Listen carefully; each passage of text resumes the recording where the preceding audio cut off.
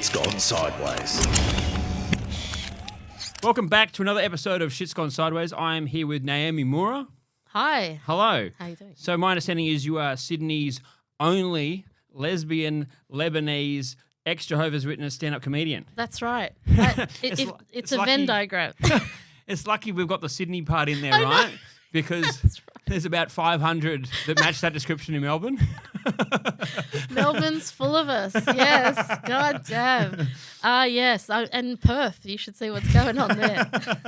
Well, I mean, yes. So I obviously know from speaking on a previous episode with Sasha D'Souza, who was an ex-Jehovah's Witness. He was part of the Jehovah's Witness community in Perth. Yes. So there must be a lot there. There must. But you grew up in Sydney? Yeah. So born and bred southwest Sydney. So Yep. I grew up in Cabramatta, Yep.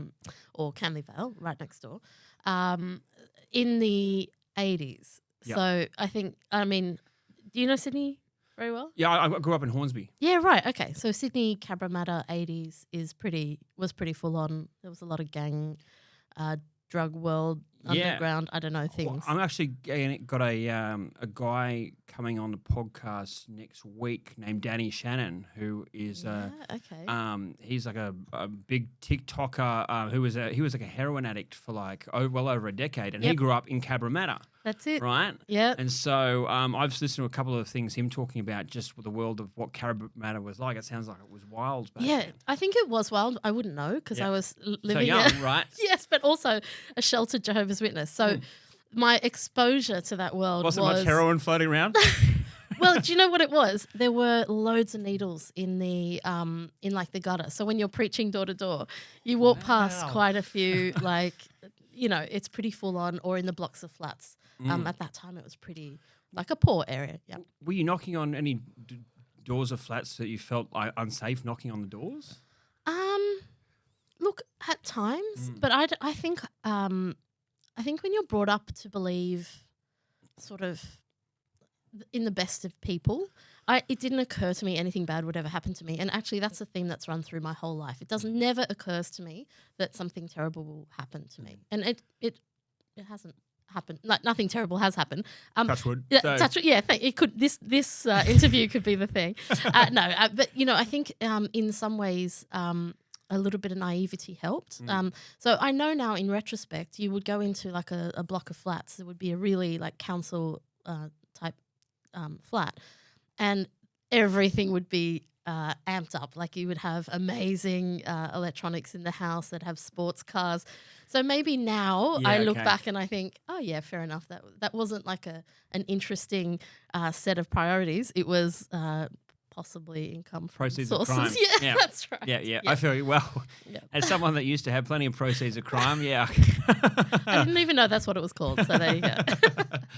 But okay, so there weren't any specific no-go areas or anything like that. Not really. Yeah. No, not that I remember. Yep. If I was younger, then maybe. Yeah. I mean, there were rough areas. You wouldn't want to go as women on your own sometimes. So Yeah, sometimes you'd be paired up. Or, Cool. Yeah.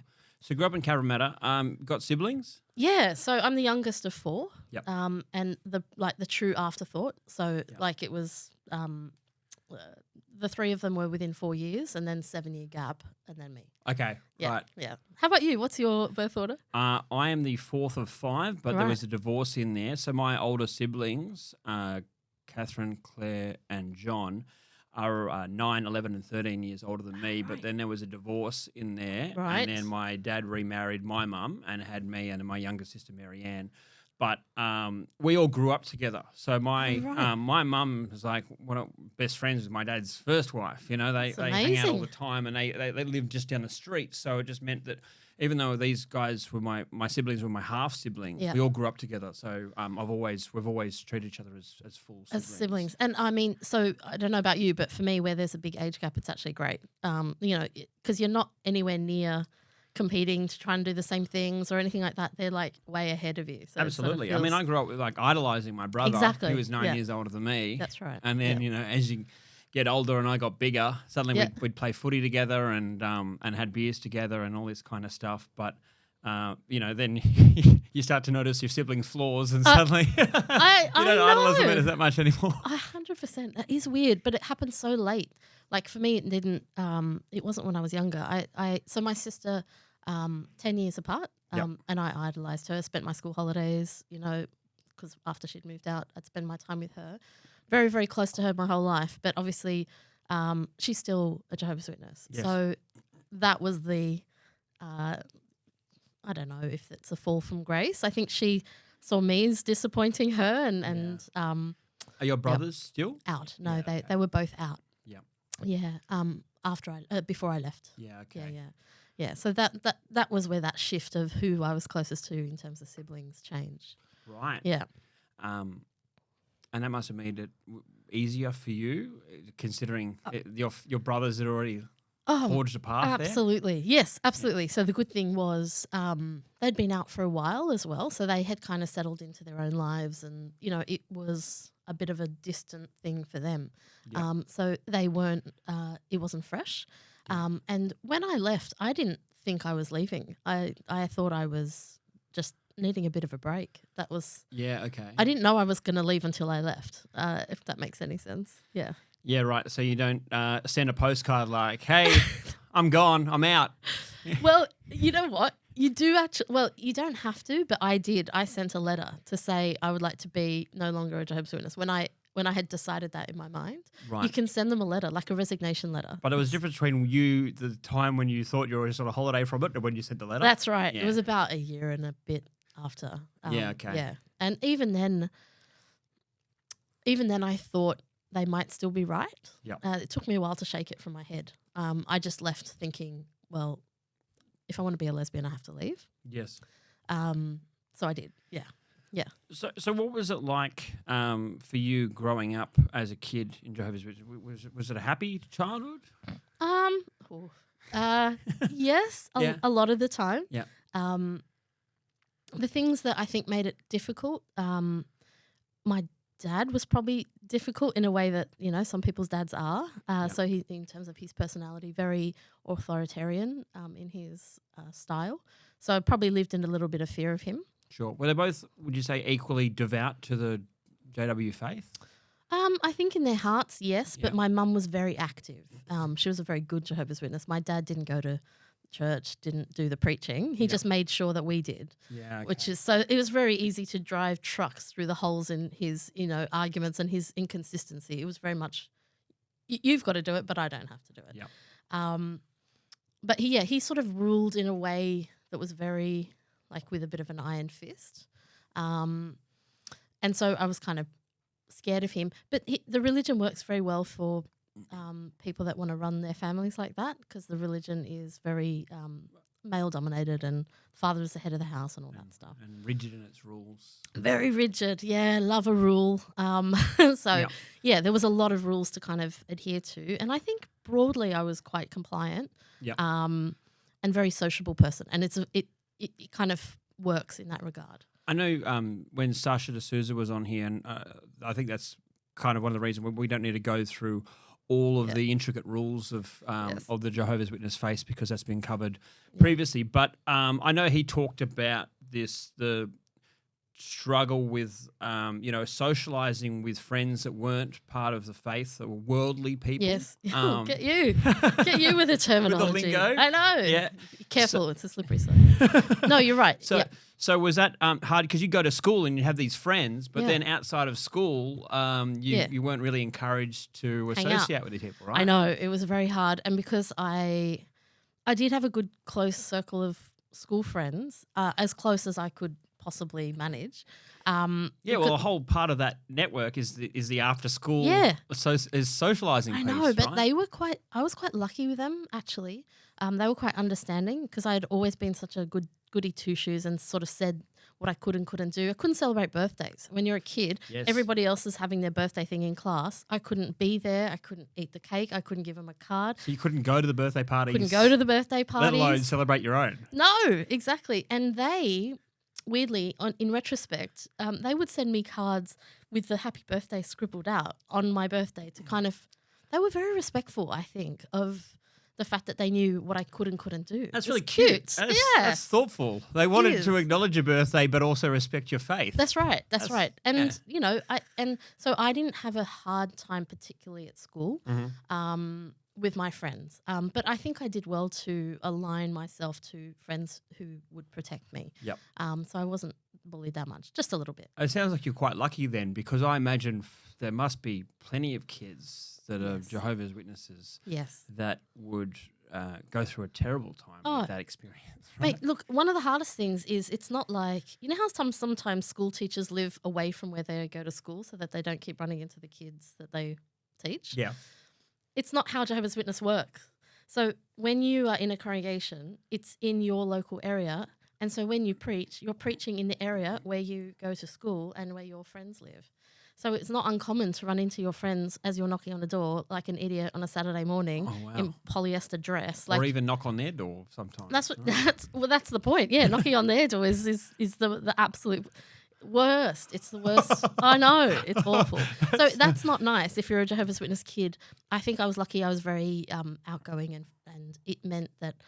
But if you were introverted and, you know, you were kind of maybe struggling to make friends, I reckon it would have been a torture. That sounds like social suicide, having to knock on the door of a friend that you go to school with, right? And be like, can I talk to you for 5 minutes about God? The street cred just dives on a massive dive. It's not pretty. My dad was a teacher at St. Leo's when he was a maths master at St. Leo's in Mourra when my brother and sister went there. Oh. And one time my dad had to pick up my sister Kath from a house party, and he found out that there'd been no parental supervision at the party. Oh. And so he called up like all the kids' parents that had been at the party to let them know that all their kids had been at a party with unsupervised. And so you can imagine my poor sister was like a social leper after that. Just wanted to die in a corner. Yep, I know. I think it's hard. And actually it's a good point because there's lots of reasons school's hard for people. And so this is just another one of the reasons, right? And also I was like a bit tomboyish and I was always a big girl, and that none of that was cool in the 80s. Like obesity was not as trendy as it is now. So it was very much like, oh God, how many things could set me apart, you know? Yeah. So anyway, but there were other things as well because our family were Lebanese, and the population in the area are very like Asian, so we were kind of different in that regard as well. Which being Lebanese meant hairy, like when other people weren't hairy, like you know when you're a young girl and you go to school and you got to start shaving your legs. My dad was very anti feminine adjustments. So he didn't want us to shave legs. He wanted you to be hairy. Yes, it's horrific. That's so that was another thing. But my sister had that much worse. I sort of got in a bit earlier and tried to deal with it. You're lucky when you're, the fourth off the bat, right? That's right. There's a few other kids that have had to fight those battles before you. Yeah, and they wear them down. So by the time, it was a bit easier. That's right. Like, my dad was certainly more mellow by the time me and my sister came around. Yeah. And my poor sisters had to go through. Absolutely. And I think you kind of get a different version of them. Like lately I've been talking to my brothers about, what my father was like. And in many ways I was responding to his reputation. What I was seeing was less of that side than my brothers saw. Like it was just a different, like by the time I came around, I think it was a bit like, you can't do this perfectly in the way I want. Yep. So just who cares? He'd been beaten down a bit by fatherhood. Exactly. I wish they'd all start that way. Then you wouldn't have to go through that journey. Yes, true. Well, I'm very, very happy I was number 4, and it sounds like you were too. Yeah, right? it's the way, it's the number. Yep. So, what was next? So you went to high school. Yep. Still in Cabramatta area. Yeah, still Canley Vale. So I was lucky that my school friends from infants, we mostly followed through into high school. And look, I loved school because I think I learnt things that were interesting. I think I was a good student, so some of that sort of religious structure meant I was able to learn. But also I thought it was fun, like hanging out with people and joking around. It's always been a thing. So it's interesting from when I spoke to Sasha that Jehovah's Witnesses aren't encouraged to go to university, right? But you're encouraged to do well, to be educated at high school. Yeah, but then that's I know. where Well, they just go up until it's legally required. yeah. So I left school in year 10, so I didn't get to do my high school certificate. So I was 16 when I left.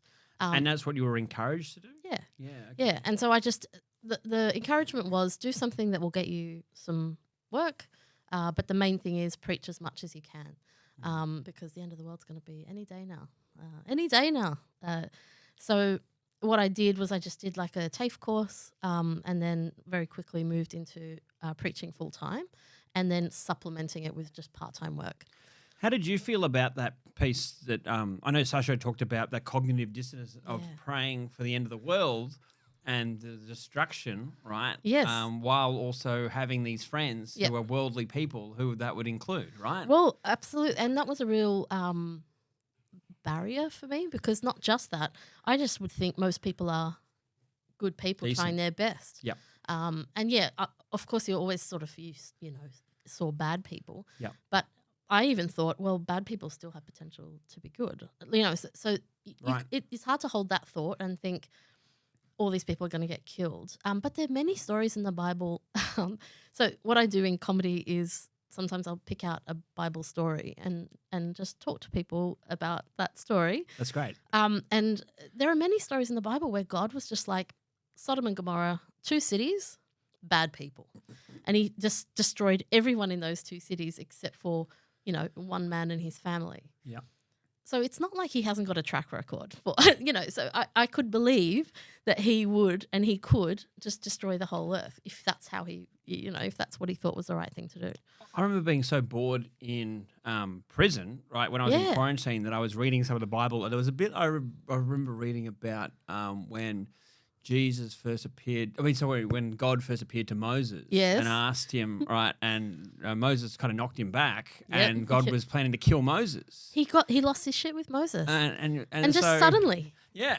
And it sounded so fickle and angry. I know. And I was like, you don't normally hear about that bit. There's lots of little bits like that where you see him as a really kind of angry and reactive. Bit of a dick. He could be a bit of a dick. And there's lots of stories to support that school of thought. Right. But what's interesting as well is the way it's pitched to you differently. So you don't see it like that when you're in it. You see it that Moses was weak and, and God sort of just got frustrated. So you're like, oh, right, so when I'm weak, that's great. That's going to be the response. Yeah. But hang on, did you get a Bible when you were in So how does that work? I found one in the common area because I was just looking for anything to read, because I had, when you first got to a prison in 2021, you were put into quarantine for 2 weeks for COVID, waiting COVID test. And for the first 4 days, pending a COVID test, I was locked away with no TV, nothing to read, nothing. I was just stuck in my own thoughts. And that was the last place you want to be when you've just been arrested, right? Yes. So that was probably the hardest bit of the whole experience. But then we were allowed out for half an hour a day to exercise. With others? With others. Yep. I won't get into the fact that they were getting us mixed with other groups that had been there for a week, and that could be cross-contaminating these guys with COVID so before I tried to point that out to the prison guards. I was like, your whole quarantine process is mixed up, and they were like, you're a fucking criminal. Yeah. Shut the fuck up. Okay. Yeah. Yeah. I tried to help them. Stop thinking. Yeah. These grunts aren't too worried about logic, but. I did find on one of the shelves, it was hopeless because there was only one book in English, and it was the Bible, and the rest were all Spanish books or something like that. Okay. And not enough time to learn Spanish to pick up those. No, so I just needed something to keep my mind active. Yeah, so that's why I was like, so did you read it from from Genesis to the end? I only read about a quarter of it. But you started from the beginning? From the start, yeah. Yeah. What did you think of that? There was a lot of going on about guys who had a million children. Guy. I know. And they lived to be about 2,000 years old or something like that. Yeah, absolutely. I do some of that in there because the guy that the oldest guy in the Bible lived. His name is Methuselah, and he lived to 969 years old. Yeah. Yeah. All this stuff I didn't know. I know. And then there's a whole chapters of this guy beget another guy, and it's cool because at that time clearly women weren't involved in family because no woman is named. Like the only woman is named is Eve. At that point, it's just that's how it was. It's a pretty boring start to a book. It's so boring. I know, it's insane. It is insane. It's like the world's biggest selling book, and it has no reason to be. No, it's very dull, and I've read it so many times. Have you really? Yeah.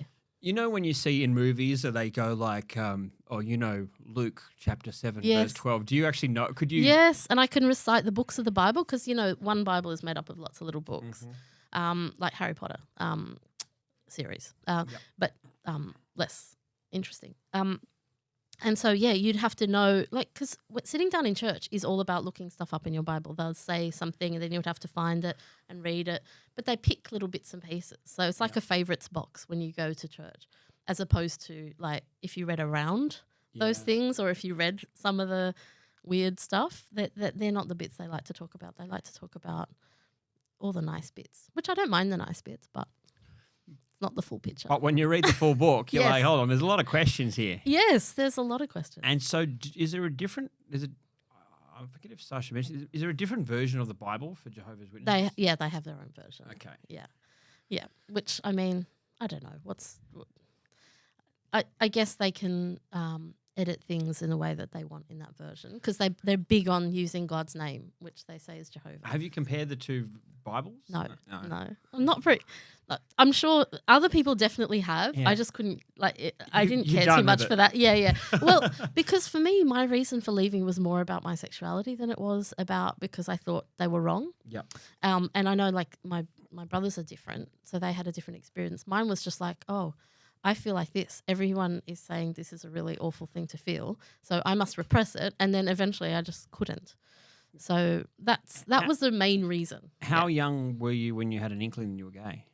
Oh, embarrassingly young. Not really? In a way that it wasn't sexual. Like I would have been 6. And I probably just felt, I don't know, when did you notice girls? And I don't mean actually like to try and date them, but just thought, oh, this is an interesting, I want their attention, that sort of time. When can you recall?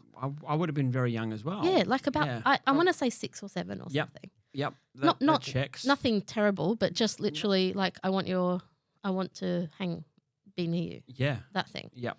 Just having a crush on them or like just a innocent crush or just like that, you knew that you wanted their attention, I think, in a sense. Yeah. So I just had it exactly like that, but it was just in my world at that time, it was just on the wrong gender. Yeah. So when boys were chasing girls around the schoolyard, I was chasing girls and I was like, wait.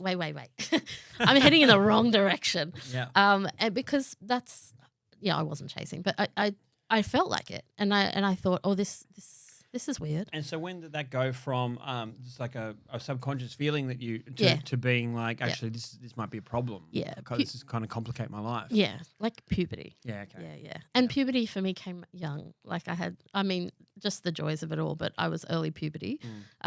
So I was probably ahead of the others. You know what I mean? So I was probably thinking differently at that age. And then I just thought,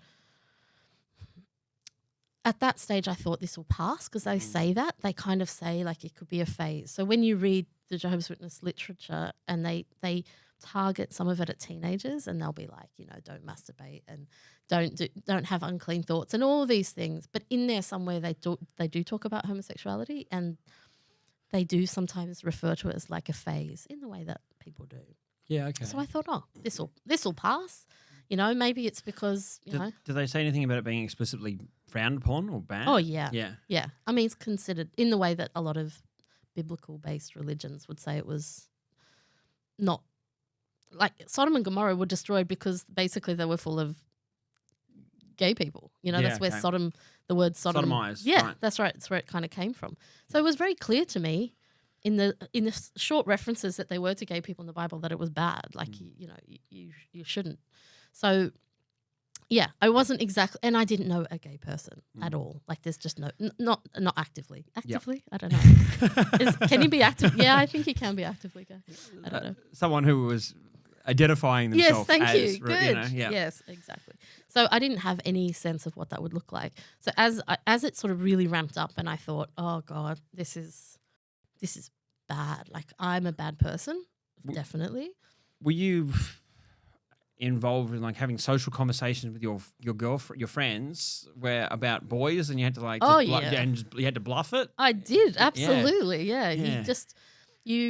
I'm hiding. I'm just trying to go with the flow. But saying that, I think I was very specific. I wasn't someone who was like, oh, I love men. I think I was more like, I only like this sort of man, like very niche, that I will never run into. So we never have to test that idea. So that kind of sounds really that's feminine. how I managed. That's how I got by. And look, I didn't get male attention because I just was fat, and men are funny about that. And also, probably not very feminine. And in that religion especially, it's 4 women to 1 man. 4 women to 1 man. So if you're a man in a Jehovah's Witness religion, you had pick of the bunch. Right. You could just say you. And really, if she wanted to get married young, which they often do because there's no sex before marriage, right? So married, I've been to so many weddings. It's unbelievable because everyone's getting married at like 18, 19 because I want to get their end away. Yeah. Or they leave. Raging, yeah. Exactly. So, so that was a kind of, what was I saying? We were talking about male attention, right? Oh, so I didn't get male attention. So it wasn't a big thing for me to try and beat. Like, it was all fine. I was being left alone, and I wanted to be left alone, and I didn't want too much attention drawn to it. But there's part of you that's obviously sitting there thinking, like, where do I fit into the world? Oh, mate, where's my place? Because I don't want these guys and they don't want me, but I want someone, right? Well, I didn't jump there. I went to, that's fine, then I won't be with anyone. Like, in a way that a nun would make that decision, like to marry God. I just thought, well, this is it then. In my teens, I was like, okay, well, I can't marry a man and do all that because I can't bring myself to do it because honestly, I just is something I've always known and it's never been a thing for me. Yeah, I'm a gold star lesbian, just in case you're wondering. Yes. So do you know what that is? Does that mean you've never been with a guy? Indeed. Yeah. Yes. And, I know a guy, a friend of mine who's a platinum gay. What does that mean? Platinum? Oh, he was. You know it? I think I know it. Was he a cesarean birth? Yes. So he's never touched a vagina in his life, including his mother's. He was born cesarean. He's never touched a woman. So he's never touched a vagina in any way in his entire life. See, and it's something to be proud of, I think, because it's a big achievement. You don't even have control over the start of it. That's amazing. That's the other reason why I knew what a gold star lesbian was. Okay. I was like, hold on, use your logic. Yeah. Indeed, exactly. Yeah. So there you go. So for me, I just decided I was just never going to be with anyone. Yep. And I thought, okay, I can do that. And I tried to do that for a period, and then I just hit a bit of a wall, and I thought, this is miserable. Like, I'm 18 and I've decided never to ever be with anyone. And now Jehovah's Witnesses' beliefs are such that they believe Armageddon's going to come, all the bad people get destroyed, Jehovah's Witnesses stay, they turn the earth into a paradise and they live forever. But if you were single, you're not going to hook up in the paradise. You're done. Yeah, it's already game over for you before paradise. That's right. You'll be there, but you'll be on your own. And the point is, they want to do that because they have to think about population. Because one of my most natural questions is, if we all live forever, why don't we just fill the earth? Like, forever is a really difficult time to get in your head. Yeah. And this was a big barrier for me. I remember thinking, I could probably find enough things to research and to do and to experience for about 100,000 years. If you thought everything you ever want to do, 100,000 years would cover it, wouldn't it? Are these actual thoughts you'd had about what you would do if you were living forever? Yes, because you have to think about it because they stop you from doing anything now. So then I'm like, that's fine. If I don't study, do forever? Forever. And I'd get to a point and I'm like, okay, let's call it 200,000 years, right? Then I would want it to end. Don't you just want? Isn't things only precious because you've got a limited period of time to enjoy it? Otherwise, if you're just going to live on and on and on, just trying to think of what that means, I couldn't fathom why that would be enjoyable. And I felt at some point I would just want to die. Yeah, I mean, I remember a scene from the movie Troy where Brad Pitt as Achilles is talking about how things are more beautiful because you're mortal when he was a god, because you're not going to live around forever, right? Mate, who knew there was such depth in the film Troy, which I have not even watched, but now I want to watch it. But, yes. Yeah, so I agree. You know, you get to a point like, what else? If you're a vampire or something, you're living forever, you're like, this is getting boring. Or at least someone trying to kill you the whole time might make it a bit more interesting, because then you have to be escaping. No. So anyway, in the end, I felt like... well, firstly, I concluded I didn't know I was gay. I concluded I was trans because I thought I must be a man trapped in a woman's body for me to be attracted to women. They were the only two circumstances I understood. Men and women are together. Yeah. If I like women, I must be a man. Yeah. That's just, and I was a little bit tomboyish. I mean, not massively, but just a little bit. And so I thought, this is it. This is what I've either got to do that or I'm going to kill myself. Which these were what I thought my two options were. Because what was the point? And it must be hard because there's no one is openly gay in the Jehovah's Witness faith, so there's no one there as a resource to talk to about this. Yeah, kind of stuff. And you couldn't. I eventually did talk about it, but I talked about it because I thought this is the end. I eventually told my sister because I thought if I don't tell someone, I'm just going to disappear one day and no one's not going to know. What did she say? Well, I think she was quite understanding. All things considered, she didn't jump in and judge me harshly, but she definitely wanted to steer me to reflecting on whether I should spend more time, or I'm not going to say conversion therapy because there's not really a Jehovah's Witness conversion therapy thing, but change my mind. Right. And think about it until you've changed until you're straight, right? Yeah. Well, actually, Jehovah's Witnesses are kind of okay with gay people as long as they're not active, as we discussed. So as long as you didn't act on it, you could be in the religion and be gay. You can be a celibate gay. Correct. I mean, that sounds pretty boring, doesn't it? Yes, it is very boring. Yes. And dangerous. You said the ratio was like 4 women to every guy? Yeah. So that means that there must be a lot of women that never marry. Correct. And just spend their lives alone. Alone or with each other, spinsters, which was another life track I played in my mind, like in my sliding doors moment. Well, I could stay because I knew lots of women in the congregation I was in who were living together and kind of platonically spending their lives together. Yeah. And I thought, could I do that? Is that a good sort of solution? And, it just became one of those where you're like, this is just like a torture. Because really I'm a loving person and I wanted to be loved. And I don't mean that necessarily, of course you were like, your hormones are pumping. And so that's part of it. But it wasn't the main part. It was just like, I wanted a close, intimate relationship, which I could see people having, but I wasn't going to be able to have that because whatever it was with a man, it would be more like a friendship.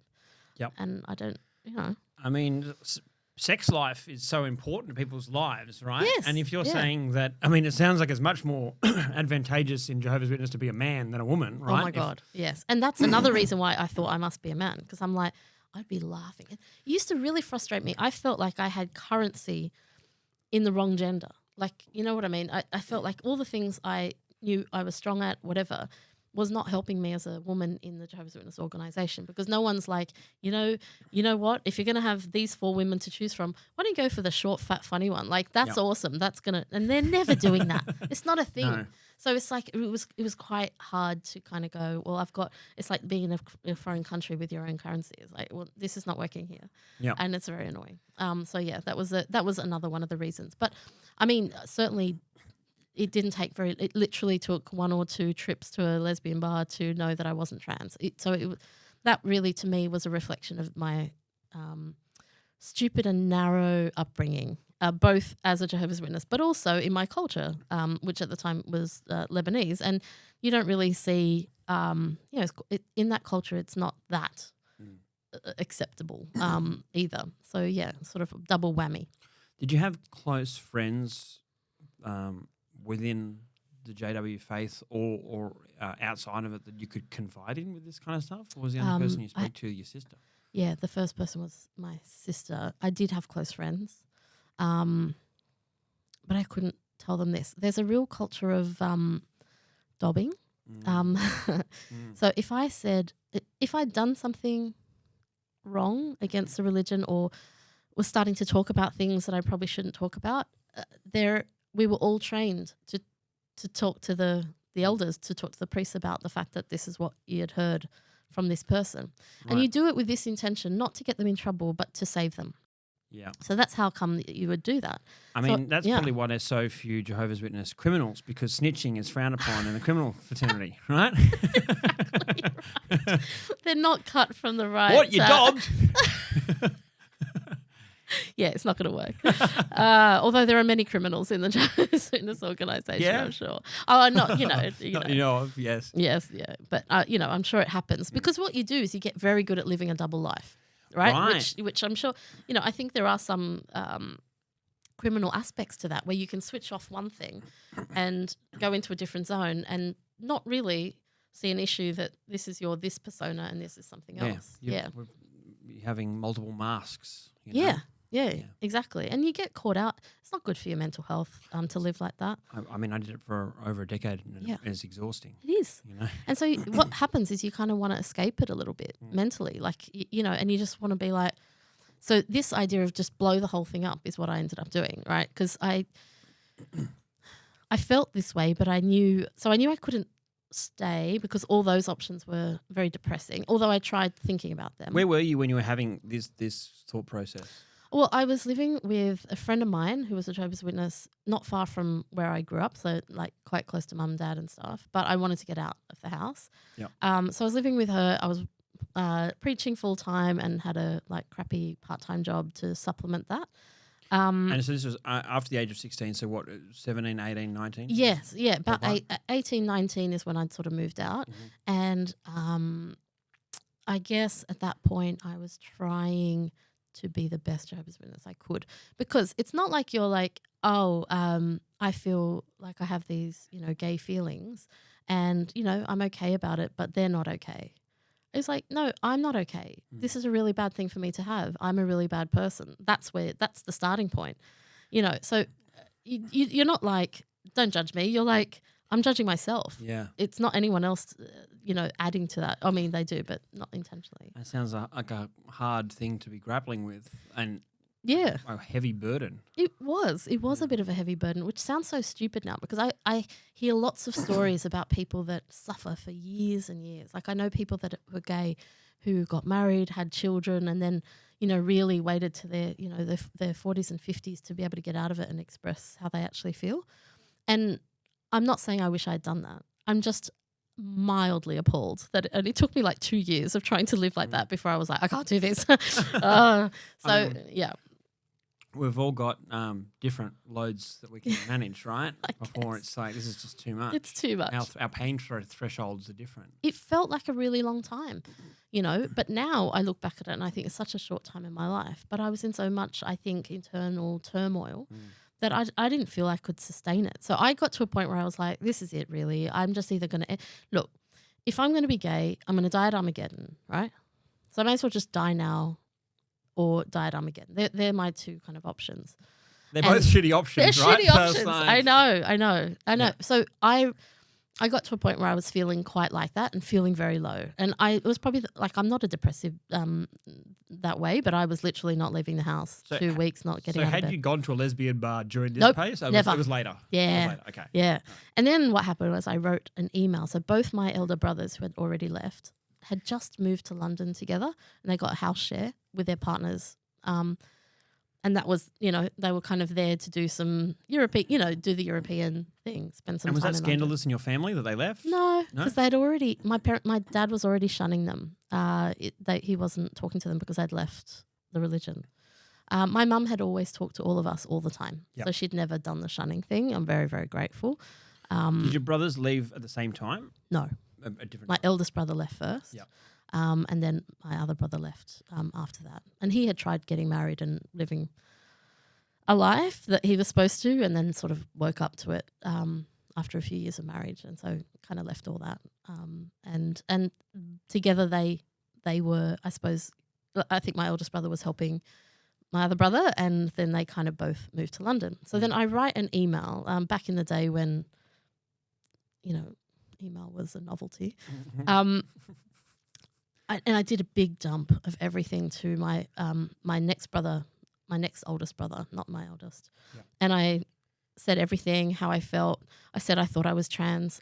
I thought I would have to, I don't know what I was going to do, and that just how I was feeling. Mm. And I was very lucky because it must have been daytime there and it was nighttime here. And soon after he received it, he must have freaked out at getting it and, picked up the phone and was like, why don't you just come over here? Just take some time out, have a think about it. Because I wasn't being left alone.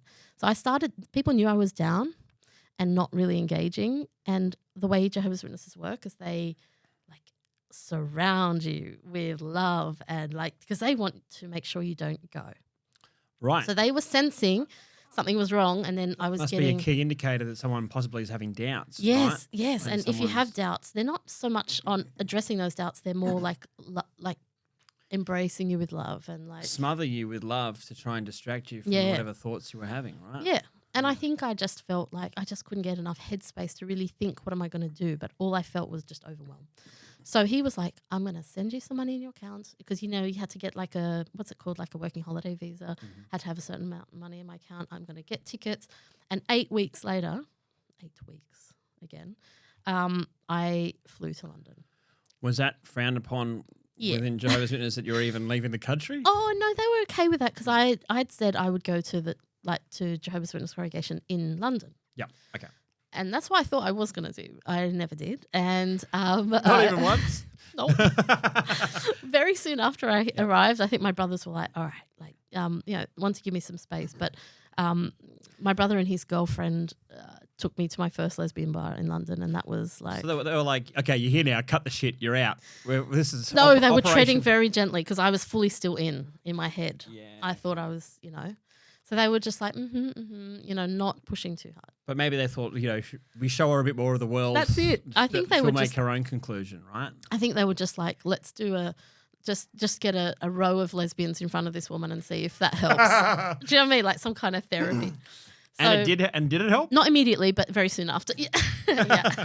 Immediately I thought, oh no, God, this is terrifying. This is not me at all. Like it's such a big jump from never going to bars, never going to nightclubs to... Massive culture shock. Oh, yeah. Yep. And I thought all of it was bad. And at that point, I thought the minute I step into this, Armageddon's going to come and this is what's going to happen. I'm going to be here. Like, that's how my mind was working. Ridiculous. So, yeah, it took a little while. And then at that time, internet was, I know it makes me sound very old, but it feels like it wasn't that long ago, but there were like chat rooms on the internet. Yep. And I got onto, London lesbian chat rooms and just chatted. And I think I needed that because I'm not someone who can... just go into a bar and go, hey, it's just not, I just don't have that. So it was nice to get to know people, and then they organised, and just like normal people having normal conversation who happened to be a lesbian. I needed that. I needed to just know if they were normal, and so that I could identify. And then they organised like meetups where like we only know each other's pseudonyms online, and shall we all meet here and have a drink? And that was how I started to engage with that community and grow a network. And I'm still in contact with people from the very first meet. And in fact, I met my first partner there. So that was, that was how it kind of kicked off for me. Yeah. Right. And so, how did it feel going on your first date? I don't know. I suppose it felt... It's weird because when you're brought up as a Jehovah's Witness, you have to knock on someone's front door and like strike up a conversation. I was fine with that. I could talk to anyone. I still sort of like, that's a weird skill that you kind of get taught because you have to engage very quickly with someone and go, be generous and, ask questions. And I didn't find that hard. But it's not really you, is it? It's you're talking about God and you're there to do a job. Yes. And suddenly when it's like there's no script and it's True. you having to talk about just you, right? Suddenly that felt terrifying. Well, it was a bit terrifying, but I still think I was in such a headspace about it that I didn't. Yeah, I don't remember feeling that nervous about it. I just thought I'll be friends. I'll just be friends with everyone because that's what I was kind of used to. I didn't think this is going to end up as a romantic connection. That developed out of a friendship. Yeah. And that I felt probably a bit more comfortable with. And I was clumsy as hell. I don't know how you're supposed to, spark things up. I hadn't even gone on a date. To me, it was just like a friendship group and then things kind of escalated. So, just so clumsy. And you're not taught I don't know. Were you taught how to date and how to ask girls out? Is that something that's How do you get taught that under normal circumstances? I think it's like a bunch of other guys, all as like a research, it's like a constant field trip. Someone tries something. Okay, and then they report back. Yep. Right. You see other Okay. guys, you go to a school dance and you Yeah. see what other guys are doing, oh, that might work, or And then give it a go. yeah. So I think you explore these things by a bunch of other guys that you're mates with trying. And failing before you. Right? So maybe that's the gap, really. That's it. So I never saw how lesbians interacted with each other. I didn't know.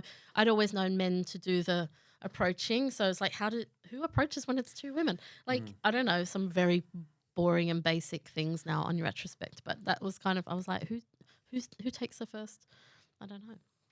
So yeah, that was a weird time, but I haven't turned back. And was there a moment when you just realised actually this is the right feeling, this feels right? Yeah, like really soon after I met lesbians that I could identify with, that I thought, oh, so there are just, like, you can just be a little bit of a tomboy and it's not like a big bad thing. It's like, it's totally acceptable. In fact, at that time, it was quite hard to be quite a girly lesbian. I think it's very different now, but at that time, it was very obvious, let's put it that way.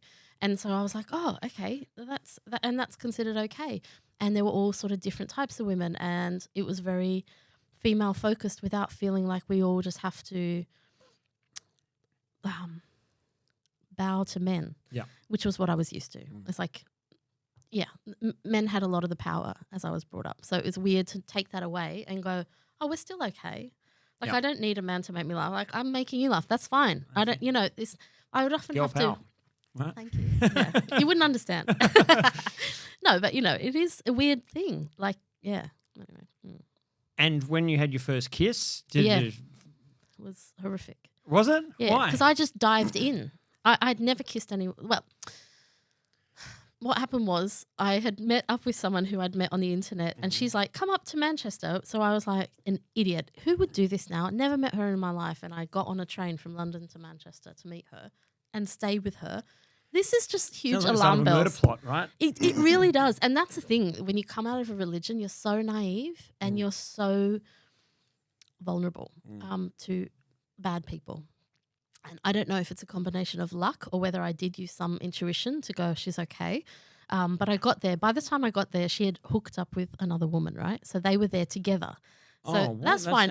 Awkward for you though. Well, it was a bit gooseberry situation, and I think we were a bit like nothing romantic had happened, but it was kind of like sort of a more flirty conversation, I guess. Anyway, they took me to this lesbian bar in Manchester.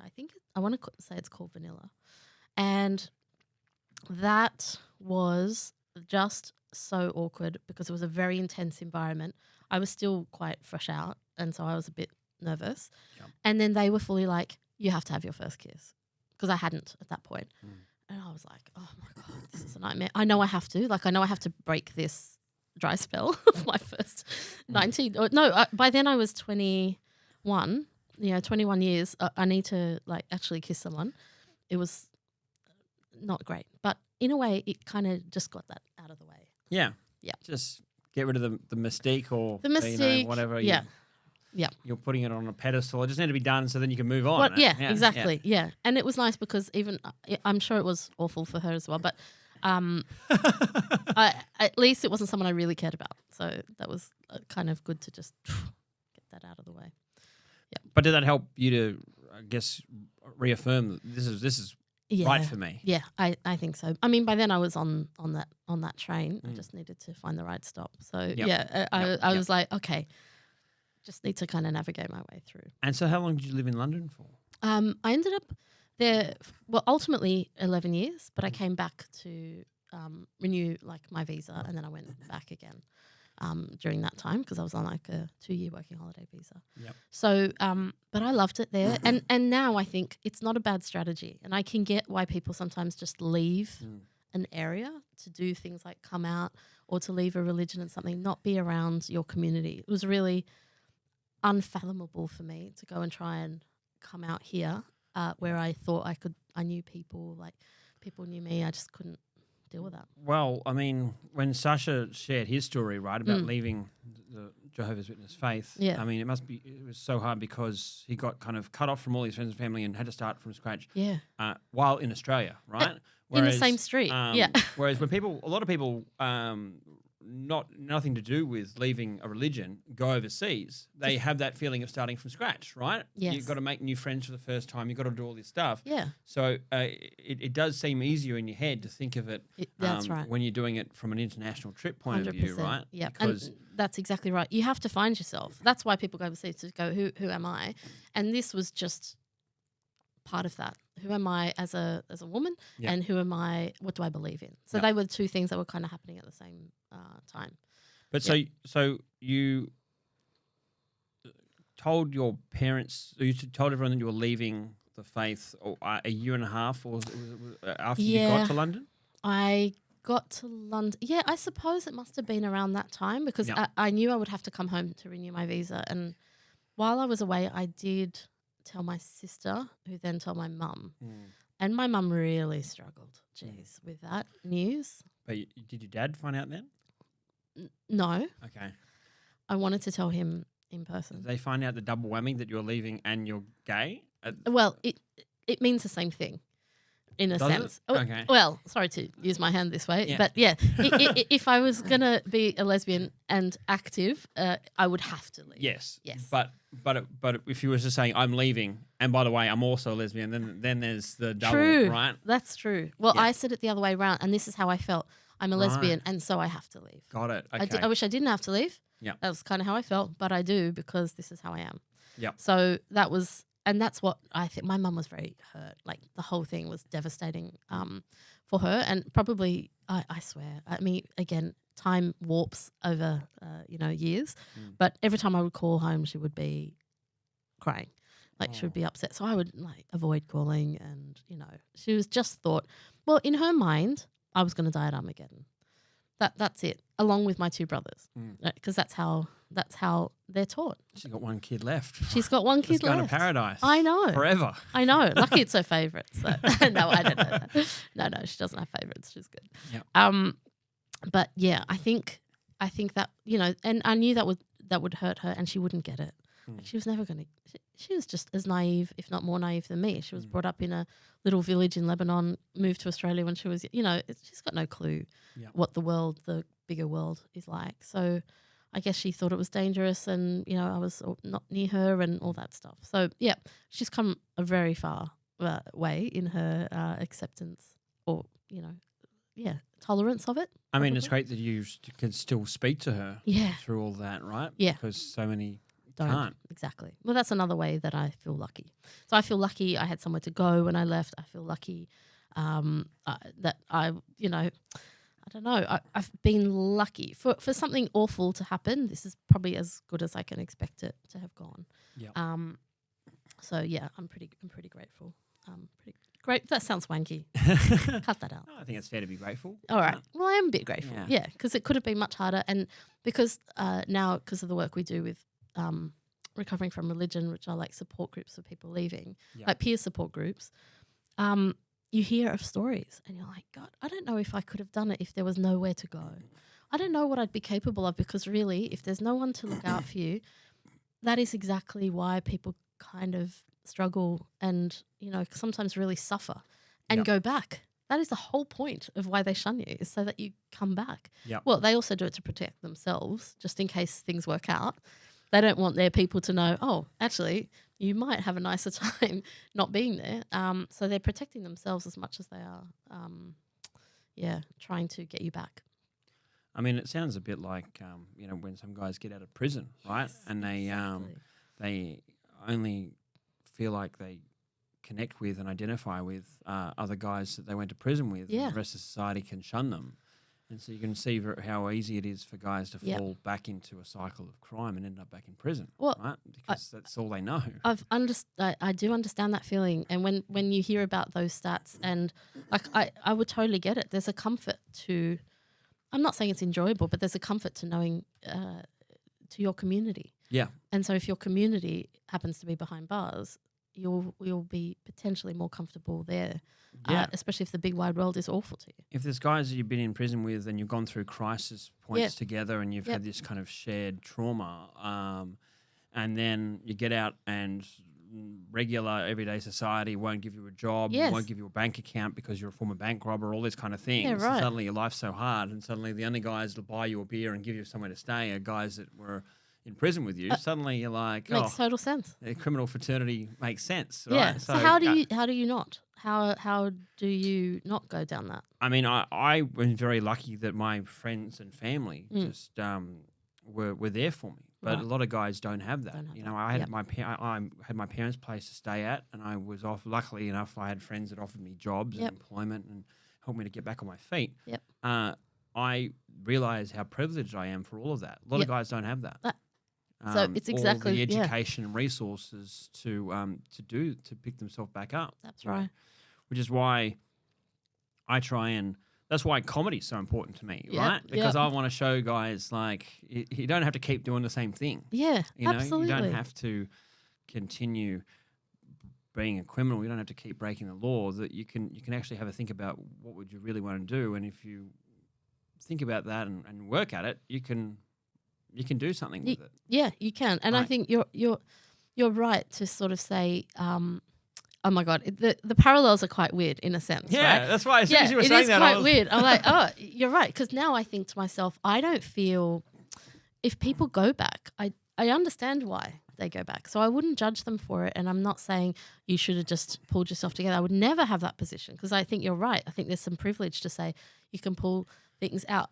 My privilege is I had, like you, friends and family who could support me, and I can speak English, and I have reasonable intelligence. So I knew I could kind of get a job. Like there are all these things that I did not work for. I just had. Yep. And therefore that's helped. What are you going to do? And when you have organisations like Recovering from Religion, right, you get a lot out of, and people will get a lot out of shared stories to say that, I was able to make a life for myself, and this is how I did it, and this is what I went through. And that's something which I try to do with this podcast is talk to guys who have been to prison, who turn their life around to say, actually, there's heaps of these stories. You can do it too, right? Yeah, that's right. And that's really important because if we just stuck to our little network of people that we know, we may not be exposed to those different endings. Part of what you're doing and part of what is to say, not to be what's it called, like too Pollyanna about it, but sometimes these stories have got happy endings. Mm-hmm. Sometimes they don't. Yep. And, we can support you in whichever path you want to take and whatever that means for you. But ultimately, not to feel so alone. Because I think we cannot function as humans very well on our own. And the isolation of both of those situations and a bunch of other situations is if you feel like you're the only one that's ever felt like this or that's ever gone through this, like it's a fairly dark place to be, you know? You just need to know somebody else has gone through this. It's not new. Yep. Yeah. Hearing that someone else has been through it and they overcame it, right? Yeah. Can make you believe it in can. yourself. Right? Yeah, because otherwise you just think it's all shit. Yep. And as much as, the internet is rubbish and full of crap, there are Facebook groups. Like I know, like I've tried to find a very unique selling point to do my comedy, right? Mm-hmm. So that's why I've written, like I'm the only one in Sydney, fine. But ultimately, I'm not the only one because there are these little pockets, niche communities, which I would never have met. There is a Facebook group for LGBTQI ex-Jehovah's Witnesses in Australia. Wow. It's like, what? Okay, yeah. Are there any other ex-JW comedians in Australia? I don't know. I'm hoping we'll find each other if there is. Like I've been knocking and no one's. Thanks, man. But yeah, I feel like that's really important. And I have done comedy. Like I'm not big on the comedy scene, but I just do my bit that I think is interesting to me, which is mostly Bible based or about my experience of. And the people that have got a similar experience always come up afterwards, and they're like, "Oh, it's just nice to laugh about like sort of quite difficult topics." Like I'm sure you get the same. It's like, oh, thanks for saying something about it. It feels like an invisible topic, but to laugh about it is different energy again. It is. To say it's sad and whatever, it is one thing, but to laugh about it kind of changes it.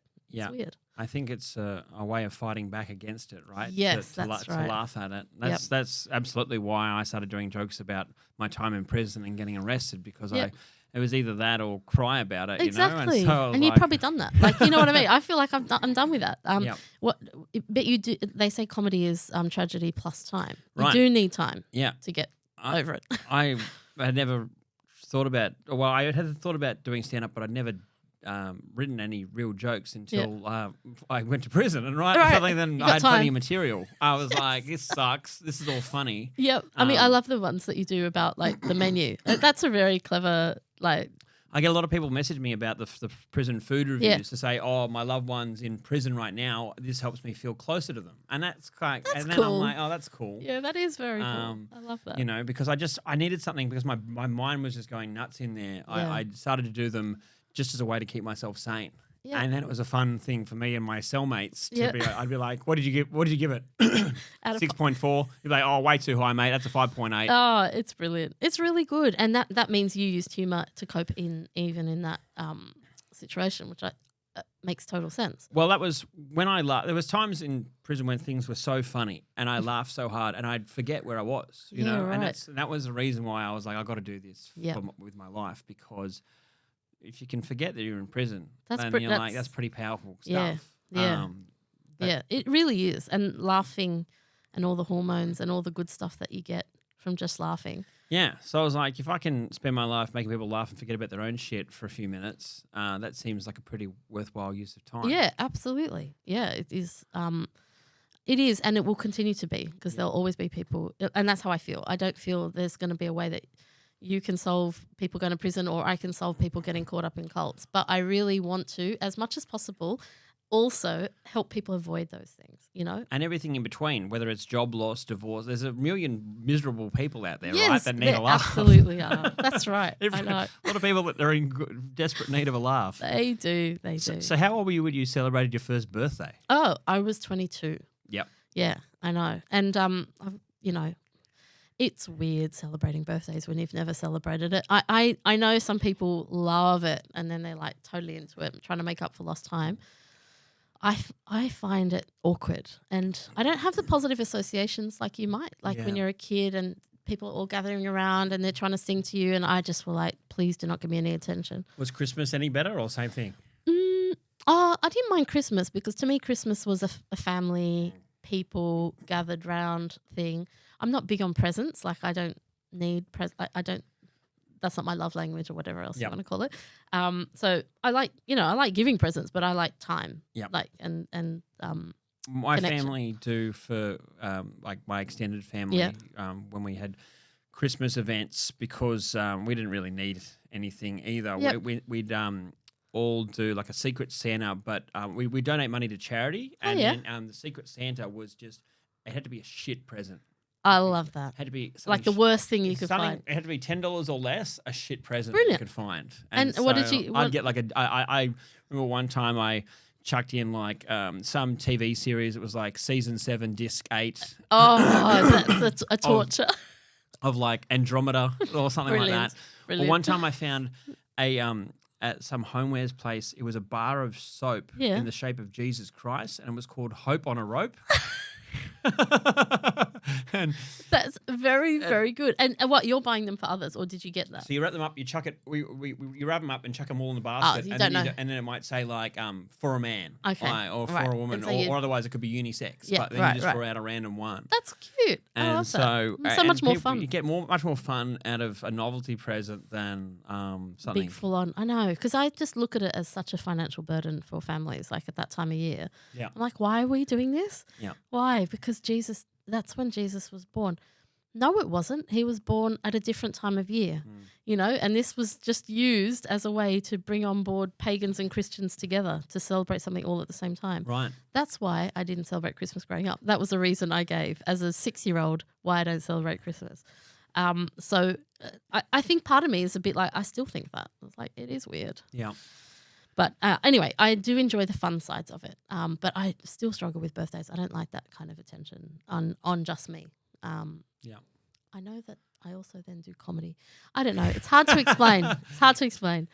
Yeah. I mean, they're different things, right? One They are. you're trying to. It's only kind of a side result of you just trying to make people laugh and smile, right? Yes, that's right. Well, at least you're trying to do something. I feel like with my birthday, I just haven't died since this time last year, and that's what we're celebrating. Just doesn't feel like a good enough reason, you know. So how old were you when? So your mum found out first that you were gay. And, Well, yeah, my sister and then my sister, mum. mum, and then was there a time gap before your dad found out? Yeah, so I wanted to try and tell him in person because he had responded so badly. They had this massive fallout for both my brothers when they left, and I thought, okay, I just need to have this conversation with him. You know, I think he'll respect it if I tell him, and I'll just deal with the consequences. And I think there was a self-flagellation aspect where I was like, I want someone to really kick off at me about it. You know, I wanted to kind of fight it, to feel it. Do you know what I mean? You wanted to have the conflict. Yeah, I did. I think I did. I wanted someone to say the horrible things I felt already about myself. Do you know what I mean? So anyway, I went over to the house. Then Mum happened to have a church meeting that night, and so she had made us dinner. Sorry. I moved back home to Australia to renew my visa. Yeah. And I thought, this is it. I arranged to go around when Mum wasn't there. That was important because I knew Mum would be really upset by it, and I wanted to talk to him without it further upsetting her. So she went off to a church meeting and left us to have dinner. And so I was just kind of sitting with him, and, you know, I'd come back from being in the UK for 2 years. So I was sort of saying how I was feeling, and I was saying I was feeling really crap, and, you know. And you must have been sitting there. I would have been shitting myself, like thinking, like, when am I going to say it? When am I going to say it? When am I going to say it? 100%. I was like what's an in? Yeah. I know. How do I ease this into the conversation? I know. We weren't even having fish. Like, there was just no entry point to talk about being a lesbian. So, yeah, we were eating steak, actually. Doesn't even make sense. So I said, I was trying to say about my life in London. Yep. And I got to a point where it was like, I've met someone and, you know, I'm in love. And he said, is it a woman? And I was like, oh, wow. Yes.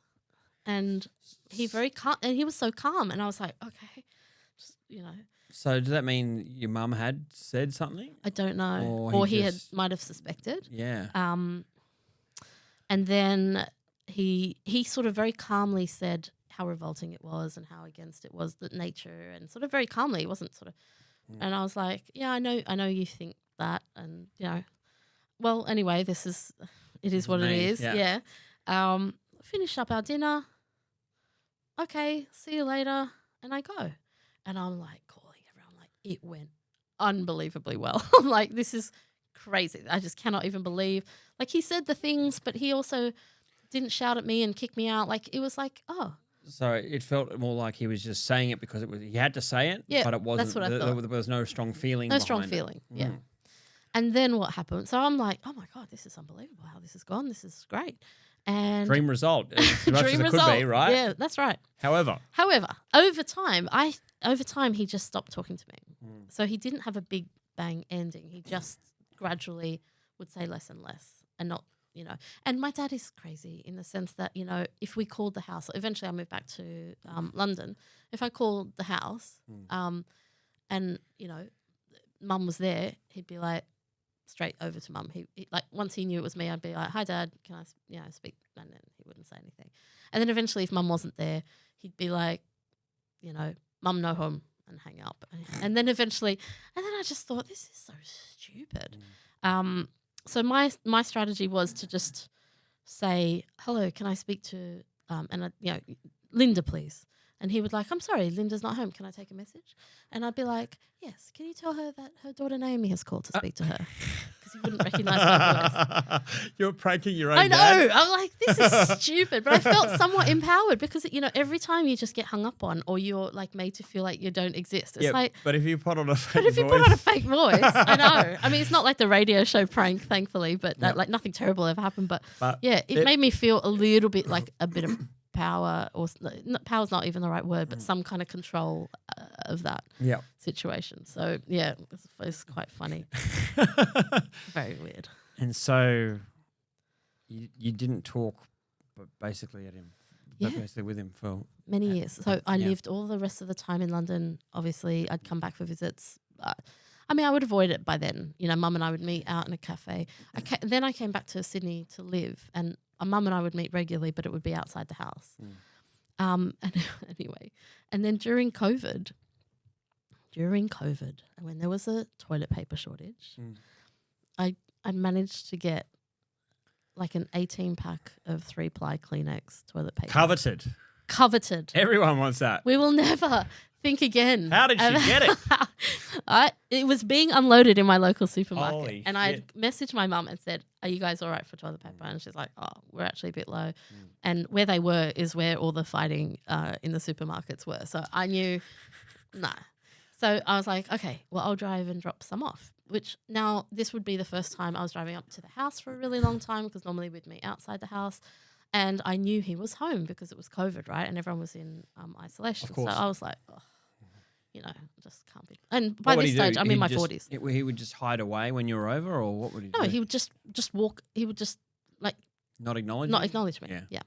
So such weird behaviour. Isn't it weird? Yeah, you know. And it for like a anyway. So I knock on the front door, and I'm like, your stomach is a little bit in knots. You know what I mean? Like a little bit anxious. Yeah. And Mum comes to the door, and she's also looking anxious because like this is all just a bit awkward. And so I walk in with the toilet paper, and Dad is on the sofa, and he stands up and he goes, hello. And I'm like, hello? Okay. Are we doing this? You're like, what's going on here? Yeah. And then his first words to me were, because he knew I'd been in the UK on secondment for work, and I'd come back when COVID kicked off. Yep. He knew I'd been away because Mum would have said. And he said, this was his first sentence to me. He said, I guess you didn't do much exercise while you were in London. And how long had it been since you last had a conversation? 22 years. 22 years. Yep. And fat shaming was the first thing on the on the top of the list. Aren't family members weird? Isn't it hilarious? I burst out laughing because it was such a shock. Like you're just like, hey, you're talking, but this was the thing. If you had a list of 20 things you could have guessed, the first thing he would have said, it would not have appeared. I don't know why it didn't.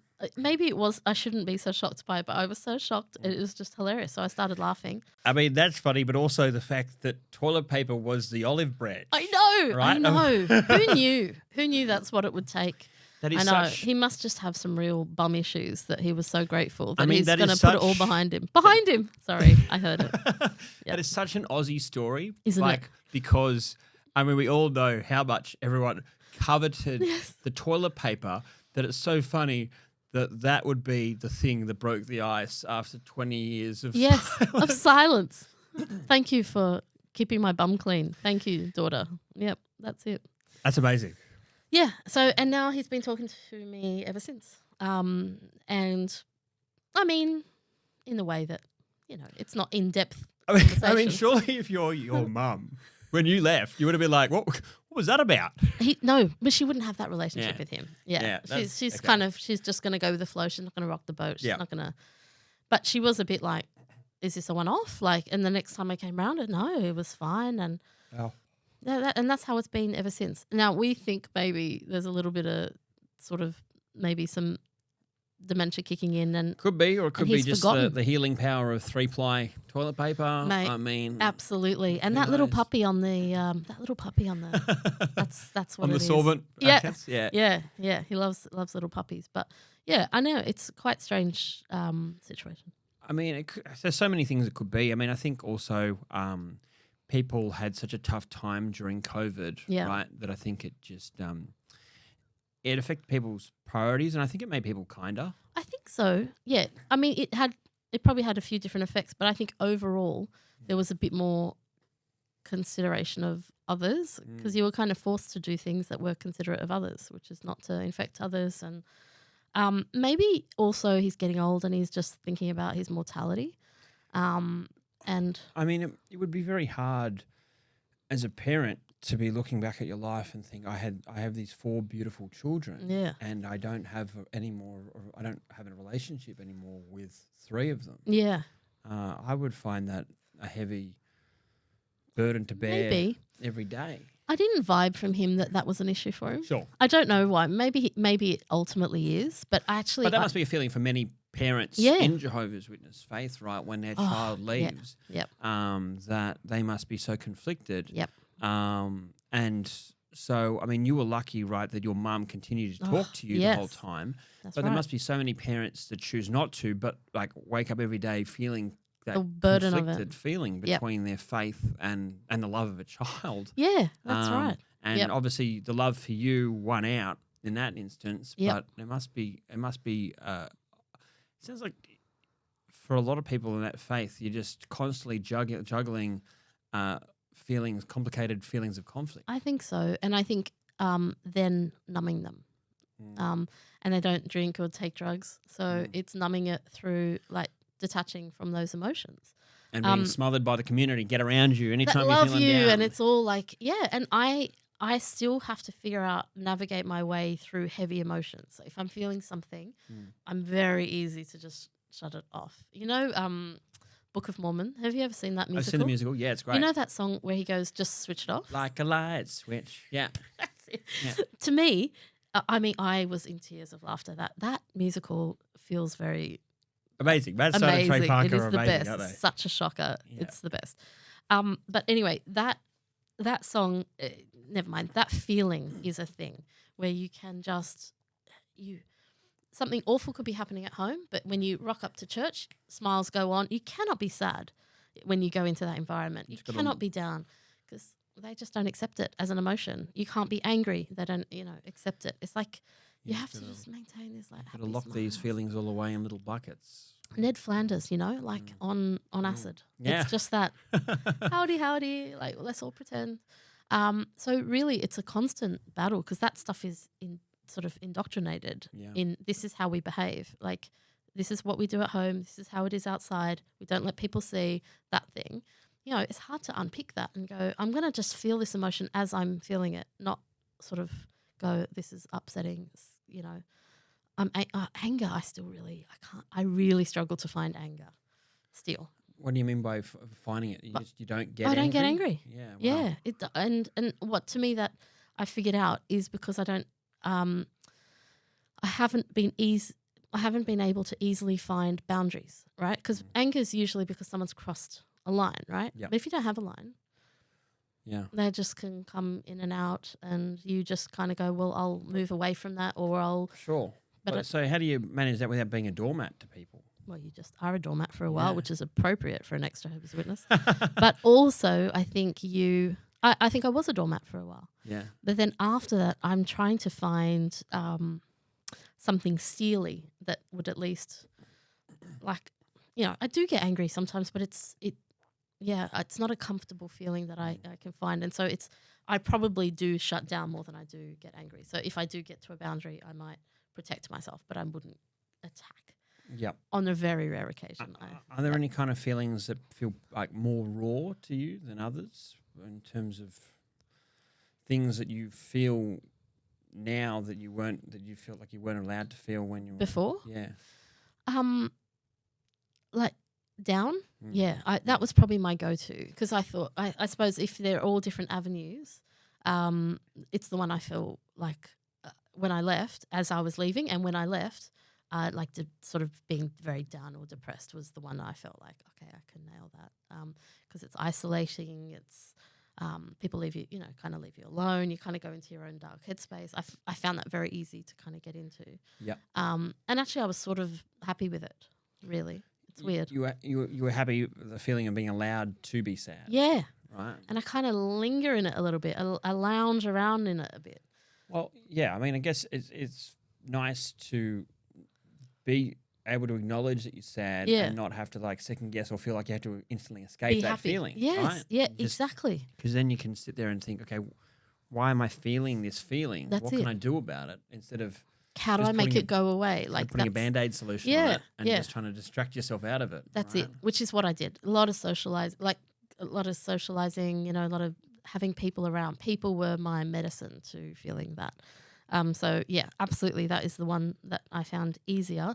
And, I don't think anger is an amazing emotion to demonstrate always. It doesn't seem to have huge, great Upside? upside, but I think there is an upside to feeling it. Yeah. And then managing how it comes across. I don't know.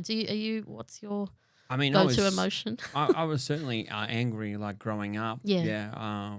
And I just try and weaponize it for good, right? Yeah, so, right. Like a lot of my comedy comes from like places of anger and hate, and I try and use that in a positive outlet because there's certainly I've been down the road of using it in a destructive way, and nothing really good comes from that. But there are certainly positive ways that you can use it, and I try to use it for humor. Oh, absolutely. And it's brave, isn't it? Anger, like it's brave to speak up and not to be scared, right? So for you to feel that you can sort of express yourself, I think that makes sense to use it in that way. And it feels good to me to like make something funny out of a negative feeling. Right? Yeah, definitely. Definitely. And I think it comes across because I have such animosity behind what I'm saying, right? That I think it comes across when I say it as I believe what I'm saying. 100%. And you've lived what you're saying. But also you do present in a very kind of cheerful way. Yes. And that sort of not exactly aligned also makes it funny. True. But I mean, I think that's a misconception about a lot of guys in jail. I mean, most of them are hilarious. Yeah, right, yeah. A lot of the guys that are considered scary, most of them, once they've sobered up and they're not on drugs, yes, fair enough. They're very funny dudes. Funny, yeah. Well, it makes sense. I think you can't be dumb funny, right? Like if you're not smart, I think it's hard to find comedy if you're genuinely not smart. I think even the ones that play characters that are apparently dumb are very, very smart in doing that. Yeah. Phoebe in Neighbours. Oh my God, Phoebe in Friends is really, really smart when she plays the dumb blonde, right? Or even like one of my favorite comics of all time is Norm Macdonald, and he always portrayed this kind of dumb everyman, but you could see there was there was this intense intelligence behind it. Exactly, and so I think sometimes, that's how you find. Yeah, that's how you can find humor in things that are, dark. Yep. Yeah, you got to be able to see it. So you live back in Sydney now? Yeah, back in Sydney. Yeah, right. And be here for a while. And your brothers still live in UK, or where do they live? One lives in the UK and one lives in New Zealand now. Cool. Yeah, so they kind of we're a bit all over the shop. And yeah, I think my dad's turned a bit of a corner. He's talking to all of us. That's cool. Yeah. And so you talk to your mum. Sorry, do you talk to your sister as well? As much as she would like. Yeah. Which is not much. Yeah, but okay. in relation to our parents, like aging parents, yes. In relation to necessities, yes, she will. We still get along really well. Right. But it's just it's such a barrier for her, my lifestyle choice, that I think she just has to do what would be considered right by the religion, which is not to spend too much time or normalize it. Yep. So, yeah. Was it hard losing any of the friends that you had from it as well? Yes, like it, in a way that it was very, very hard at the time, but on reflection, time kind of heals things. And then you think, so when I came back to Australia, I wrote an email to each of my closest friends and said, look, I'm coming back. Here's what you need to know. I'd love to meet up and see how you are and check in. Obviously, I'm not going to, obviously I know your position. It's fine, but I just thought I'd love to see you. Any response? Yeah, responses all saying they didn't want to see me. Oh, okay. So that's fine. So they were all they would have been policing each other at that point. So I knew that it was all for one for all, and I knew that they probably wouldn't. Totally. It would have taken balls for any of them to break rank, right? Correct. So I knew that, but I also wanted to say, to say, I don't, listen, it's not me not talking to you. It's you not talking to me. I'm always happy to talk to you. Yeah. And so that was the end of that. You know what I mean? And that's I was 21 when I left. So for some of them, I'd known them since I was, since I was very young. And so at that time, that really hurt. And I had no clue how to start forming friendships from scratch, which I don't think is a unique situation. I think having to make friends when you move to a new country is hard for anyone, no matter the circumstance. Yep. Well, I mean, my brother and his family have moved to Newcastle, right? Oh, yeah. And That's so he's got a young family Yep. when they've grown up in kind of inner Sydney. Yep. And I mean, any of those kind of things where you just where you relocate yourself, and you still want to have some kind of social life, it can be hard, particularly when you're older. It's not as easy as when you're a kid to build friendships. Yep, absolutely. So a lot of people end up doing it just through their kids or something like that, right? Yeah, so how do you do what's it? your common ground? Like, it's trying to figure that out. I think I was lucky when I moved to London when I did. I was 21. So that was the beginning of working. I discovered drinking. I discovered like partying. All I was these like, oh. easy ways to meet new people, yes, right? that really helped. Now, if I tried to do it now, it'd be like, how many dinner parties will it take to bond with these people? Like, it's harder. But at that age, I was going out, people I was working with, you sort of build your community. Then there was the whole kind of lesbian community I was introduced to, and so that was another one. So in a weird way, it's even weird to say it, I was glad I was a lesbian, as it turned out, because that was already a sort of marginalised, already made community that had a reason to hang out with each other. Yep. If I didn't have that and I was just going to go into the big wide world, I'd need to find something else that brought people, like-minded people together. Not that all lesbians are like-minded, but at least you had this thing in common. Yep. So it was lucky in that as well. I mean, is the group recovering from religion? Yeah. It must be hard. That you could find friends through that, right? But they're all these people that have got similar fucked up life stories, right? 100%. Yeah, yeah. I mean, it's a good way to find other kindred spirits, I guess, that have. Yeah. But it's a language thing as well. Like, I imagine this is what it's like for people that speak a different language and come to another country. When you meet someone who speaks your language, it's nice. Yep. Yeah. So when I speak to Sasha and, Sherry and other people who are ex-Jehovah's Witnesses, there's a common language that we all use. And I like, oh, yeah, you used it earlier. And it's like, oh, I know what you're talking about, even though it makes no sense to anybody else. It's like a little secret language. Yeah. Yeah. That must be cool. And are there people that you associate or you meet now who are just leaving Jehovah's Witness or any other religions that feel a bit lost that can lean on you? Or? Only really through the RFR support groups. My circle, it's kind of weird, isn't it? I don't know if I'm a little bit biased or what. I mean, I do have religious friends, but not super uber religious friends, because I think I would struggle, and I think they'll struggle with me.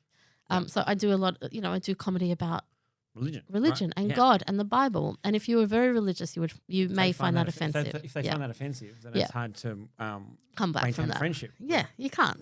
And you almost sort of do want someone with a similar worldview. Like, I don't think the world's going to end.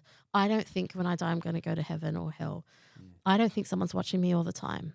How I choose to behave is a decision I make. Do you know what I mean? Yeah. So I don't pray. Like, all these things that people that might be doing those things might want to do with someone.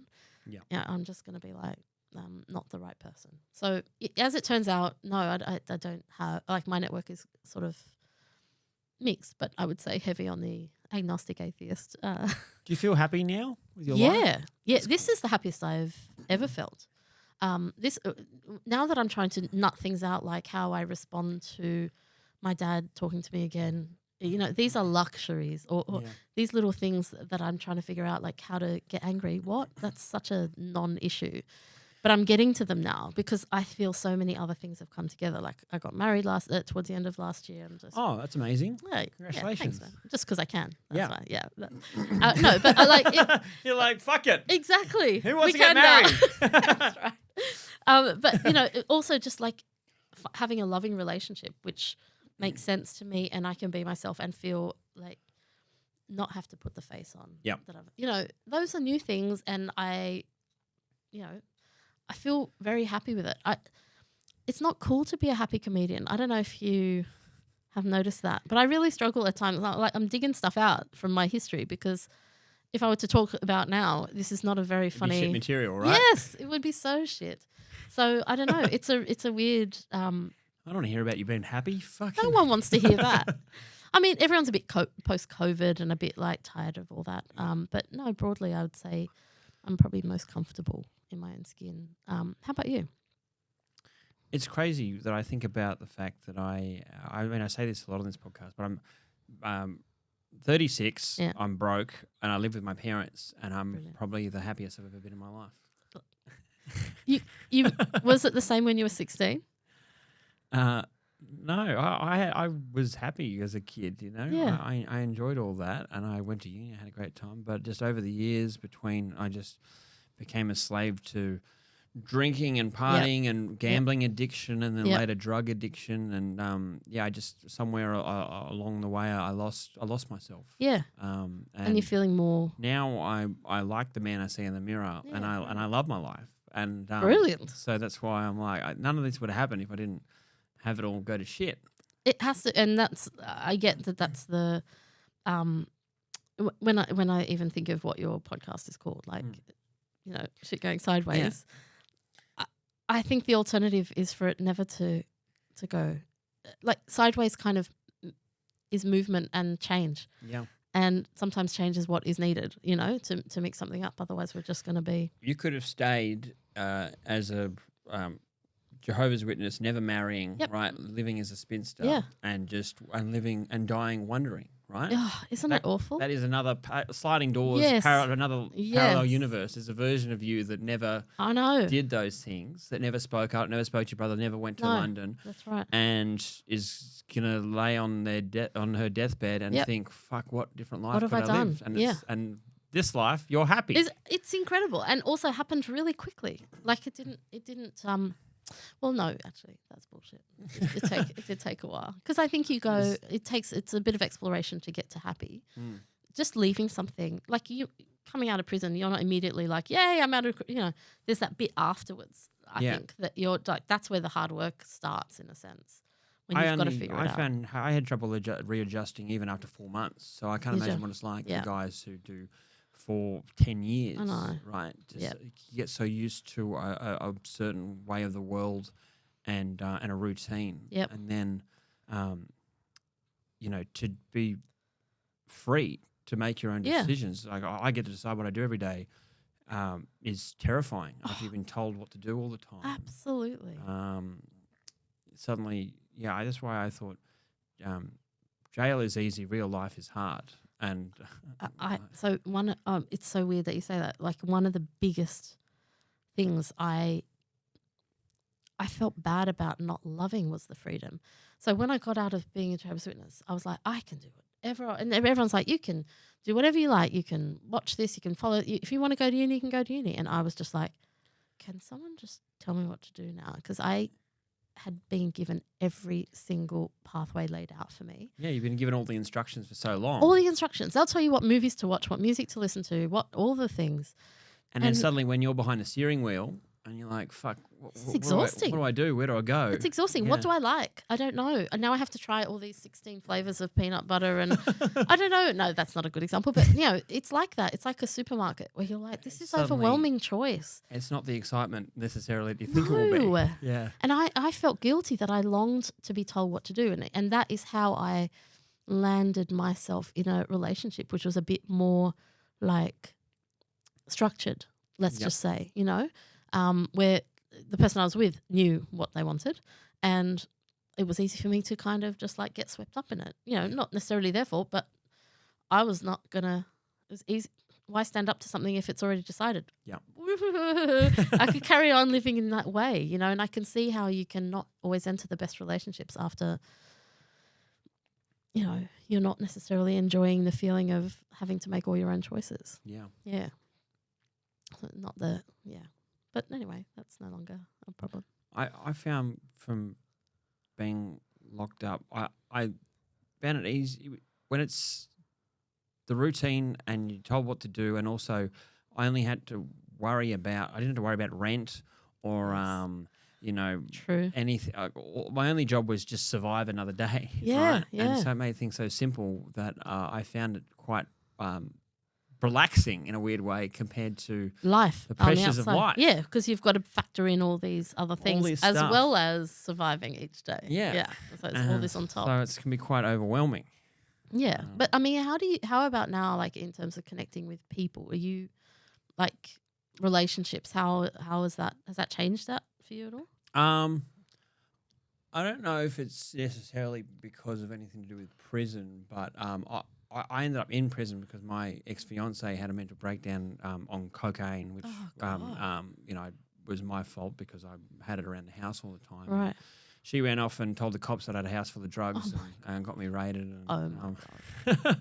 and then You got 1 or 2 trust issues now? and then she left me about 3 weeks into me being locked up. Oh, And, so I'm sorry. that's okay. I mean, look, I'm certainly not blameless in any of this. Yep.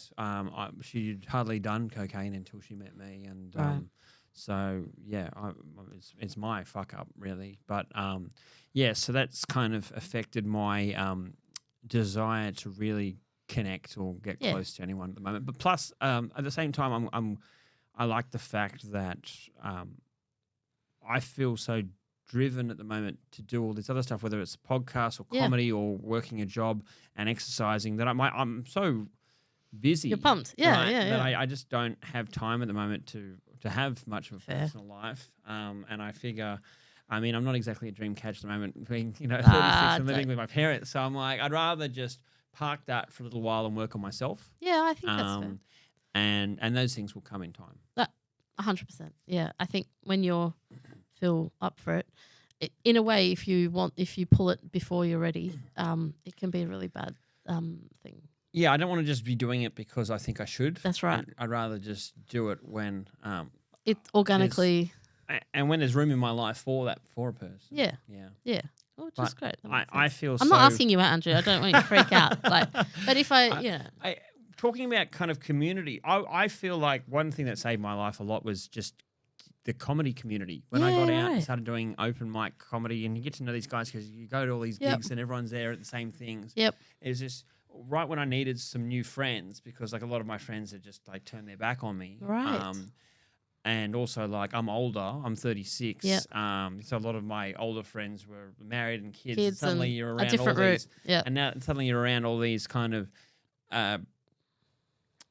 single incel comedians. I know. Like that are all amazing, right? Yeah, and entertaining. And suddenly I've got this network of guys that are out all the time to socialize with that had a genuine interest in getting to know me. And I was like, this is so right what I needed right now. That's right. Yep. Also feel the same. So I got into comedy because I read 3 or 4 back-to-back autobiographies of different comedians. And then when they describe that time in their life when they start kind of hitting the open mics and that's it, I just thought, that kind of sounds like fun. Yeah. Which, it absolutely is. Where did you do your first open mic? Was it in all London? in London? Yeah. So I'd started off in London, but I never did Bible stuff. That was weird. I just did all the kind of gay self-deprecating stuff, and then I took a massive break, and I moved by the time I was here. And I was in my early 40s when I started back up here, and that was so different because I was in my 20s when I did it. It's like a different vibe. Like, who wants to see an old lady get up on stage? And by now I was like, I want to talk about the Bible stuff, but my parents are in Sydney.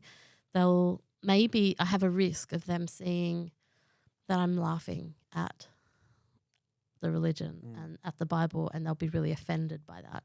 I didn't want to offend my mum. I didn't care about my dad then. Do they know now?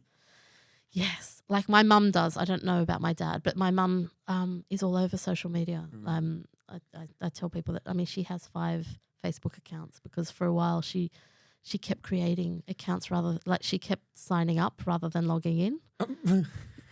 It's a nightmare. Yeah, it's really a nightmare to unravel. That's such a boomer technology. It 100% right? is. It's so hilarious. But anyway, she one day saw an ad for one of my shows where it's me, my face poking up behind a Bible. And she said, are you making fun of Jehovah's Witnesses? And I said, I don't know about making fun. I said, I'm just talking about my experience. Like, are you making fun of the Bible? I don't know, Mum. Some of it I just read what's there. I don't always have to say much more. Anyway, she's like, oh, well, I don't think it's very respectful. I was like, I know.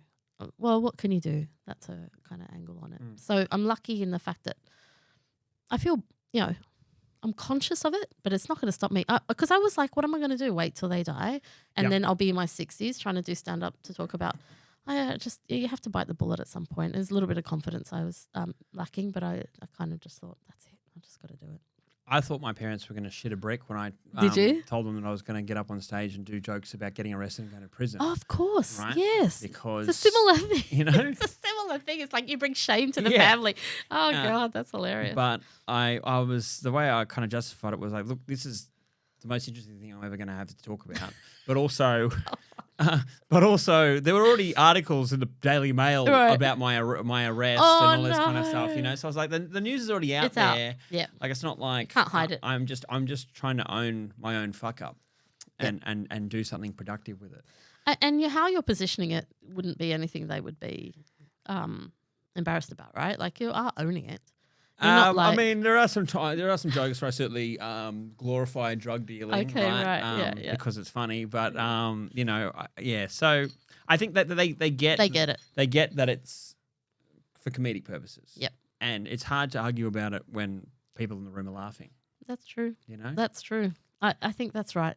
It's when they're not laughing that it's devastating. But I'm sure you've been there, done that. Yes. So it's really hard.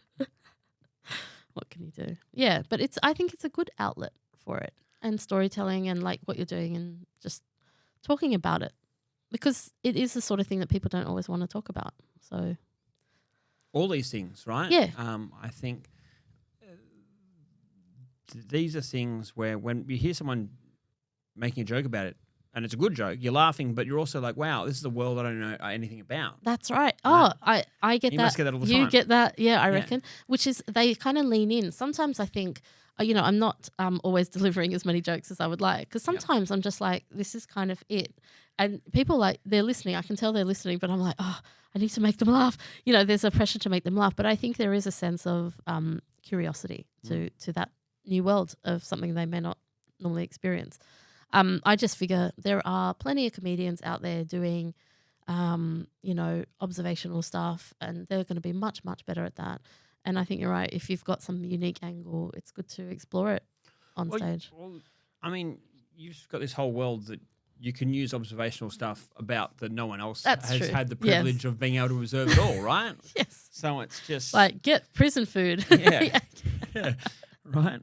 Yeah, because they won't know. It's not relatable to a lot of people, but it's interesting. Yeah, like the world of like not being excited about a birthday, like all these kind of things. Yeah, true. Like it's your observations that no one else yeah, true. can do. Well, in that birthday thing, I say in my comedy, like, there's no other situation in life where people stand around and sing at one person a song, and they're not allowed to join in. Yeah, they have to just sit and quietly. take it. Yeah, that's a weird situation. It's true, isn't it? And and I always look at the person whose birthday it is, and I just watch for their expression.